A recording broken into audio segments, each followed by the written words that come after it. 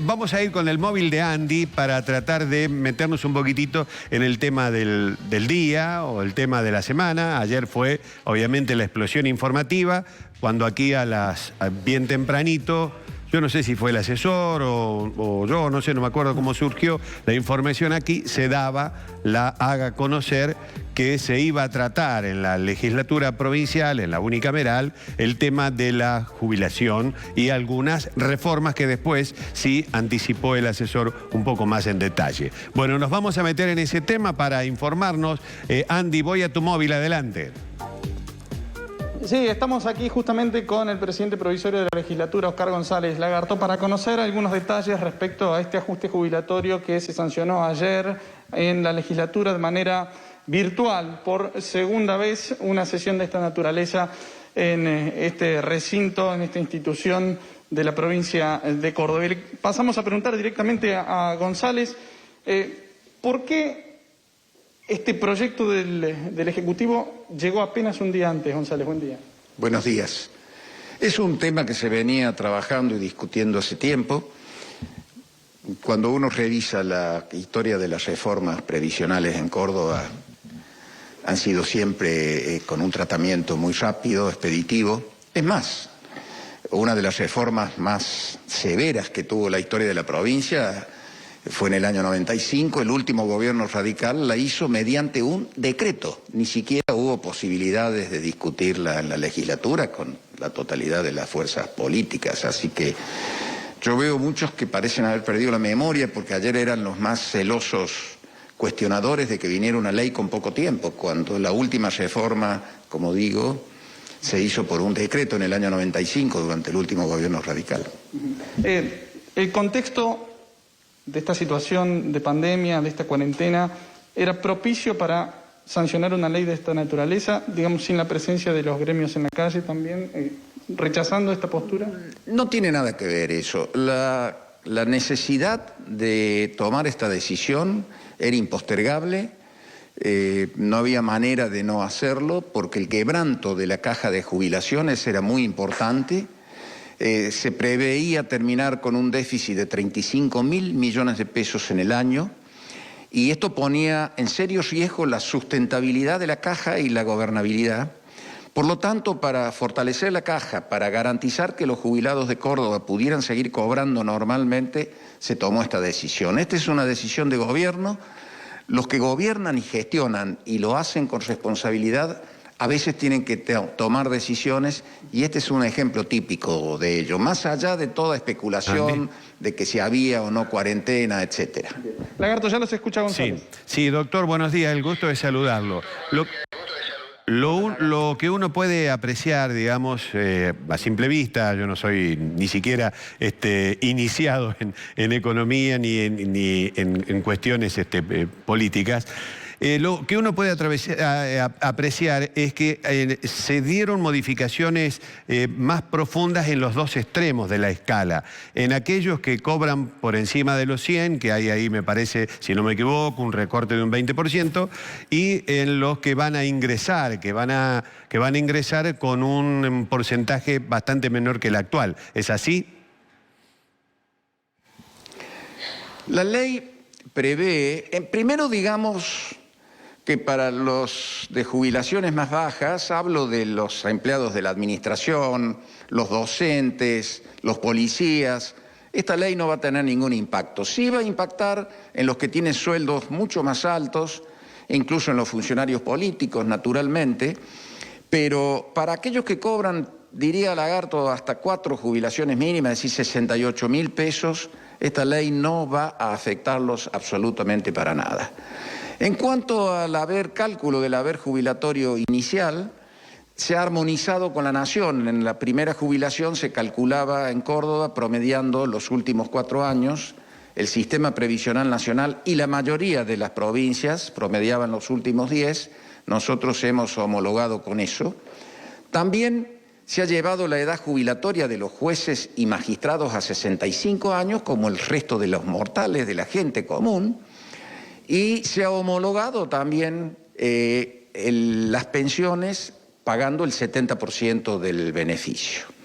Pero también hay cosas en las que hemos tenido en cuenta a los que cobran menos, porque en Córdoba ningún jubilado provincial, ninguno, va a cobrar menos de 25.000 pesos cuando sea el único ingreso. O sea, la jubilación mínima para los que tienen como único ingreso, no tienen otro ingreso previsional, etcétera, no tienen otro ingreso, la jubilación mínima va a ser de 25.000 pesos, que supera ampliamente la de un jubilado nacional. Así que hemos sido muy cuidadosos de tratar de introducir reformas que le den estabilidad a la caja, que le den, de alguna manera la fortalezcan, que no generen problemas para el futuro, que la caja pueda seguir, pensando en aquellos que más cobran y fortaleciendo también los sectores que menos cobran. También se ha hecho un ajuste sobre los que tienen doble beneficio, aquellos que cobran una jubilación y una pensión. En ese caso, los que tienen dos beneficios hacen el aporte solidario del 20% hacia la caja, pero esto es para los que cobran más de 102.000 pesos, así que, como ves, hemos sido muy cuidadosos en proteger los sectores de más bajos ingresos que reciben beneficios de la caja. Doctor González, buen día. Daniel Potenza lo saluda. Respecto de lo que está contando, doctor, aquellas personas que tienen doble beneficio, como usted decía, una jubilación y una pensión y supera los 102.000 pesos, ¿el 20% de dónde se descuenta? ¿De la erogación mayor o del monto final de que es mayor a los 102.000 pesos?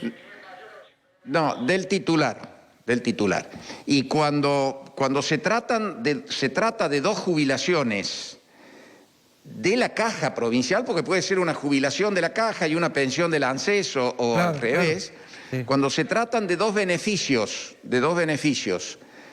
de la caja de la provincia de Córdoba, se aplica sobre el monto total un 20% siempre y cuando los dos beneficios superen los 102.000 pesos. Doctor, usted recién decía que la caja tendría un déficit este año de 35.000 millones de pesos, ¿verdad?